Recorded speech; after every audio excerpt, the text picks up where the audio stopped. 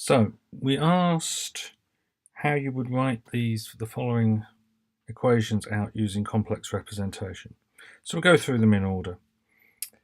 The first one, 2 cos 100t. So the first thing to think about this is that you could write it out using the real part. So this is the complex representation. Obviously, to be equal to that, we need to take the real part of this, or we could use the complex exponential form. So we could take the real part of e to the j 100t. Second one of these, we're looking at the sine function. So we could first convert to cos. So again, we need a phase shift, a minus pi by 2 phase shift to convert to the cos form. And then we could take the real part of the cos plus j sine of the same argument. We could also start working directly from the sine version. So we could write taking the imaginary part. So here, if we take the imaginary part of the original function, you'd be left with just the sine version. And again, you could do exactly the same using the complex exponential form.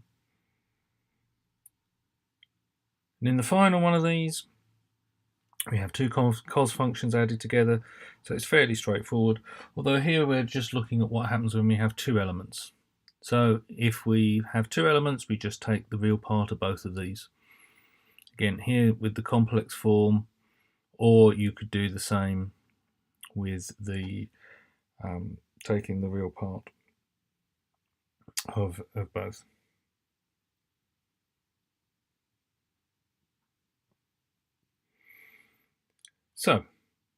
So far we've taken the complex exponential form using Euler's equation, and to get us back from something that is complex to something that is real, we've used that shorthand of taking the real part of it. But actually there's a mathematically more rigorous approach of doing it, and this is essentially by multiplying the imaginary form with its complex conjugate. So instead of taking the real part of this equation, we could take this equation and add to it its complex conjugate. Now, you'll have to remember, when we add the complex conjugate, you have to take half to make sure it works. But you can see that when we add these two together, you'll get cos and cos will add together, whereas you'll have a plus sign and a negative sign, so these 2 points will cancel out. So you'd get 2 cos omega naught t plus phi 0, and then obviously the halves at the front will cancel out to take us back to v cos omega naught t plus phi 0. So what does this mean if we look at this in our complex plane? Well, if we take this equation here, what it means is in complex form you would have e to the j omega naught t and e to the minus j omega naught t. So what do these mean in the complex plane? One positive, one negative. Well, what this means is we now have two vectors, both of half the length that we had before, but because one is plus omega, it will rotate in this direction, whereas the minus omega will be rotating in this direction.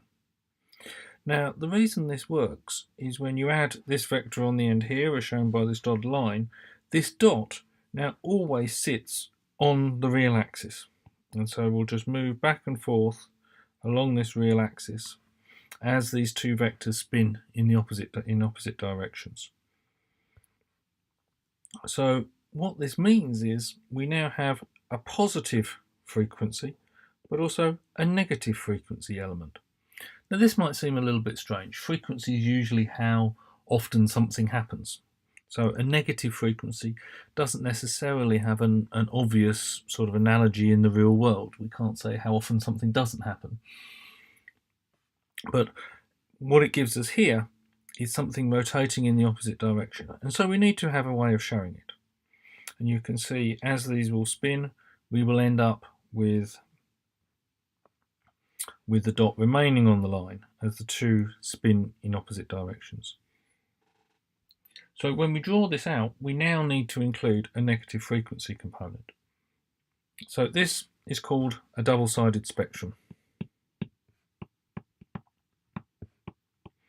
And so we now have positive frequency side over this side of the line and a negative frequency side.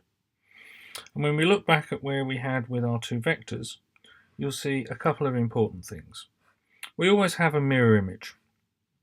We have a positive frequency and a negative frequency at the same point to give us a real signal, and we have to half the voltage. If we don't half the voltage here, half the amplitude, then we'd end up with more signal than we originally started with before we split it in half. So to conserve energy, unless we want to create energy out of nothing, which would be a good trick if you could do it, we have to keep the voltages the same, half the voltages, so that when they add up, they come back to where they started. On phase, because we started part of the way around and where our shift is now in the opposite direction, the negative is both of frequency and of phase, we have this opposite image in the phase. So if at f0 we have phi 0, at minus f0 we end up with minus phi 0. So our phases are always equal and opposite, and our positive and negative frequencies are always equal. And so for any real signal, this will always be the case. If this isn't the case, then what it actually means is that our resultant signal is going to have a complex term. It's not going to end up being real again. So we get even symmetry and odd symmetry on the phase. And this will always be the case whenever we plot out any of our signals. So let's go back to the equations that we gave before, and this final exercise will be to plot these out on a two-sided spectrum.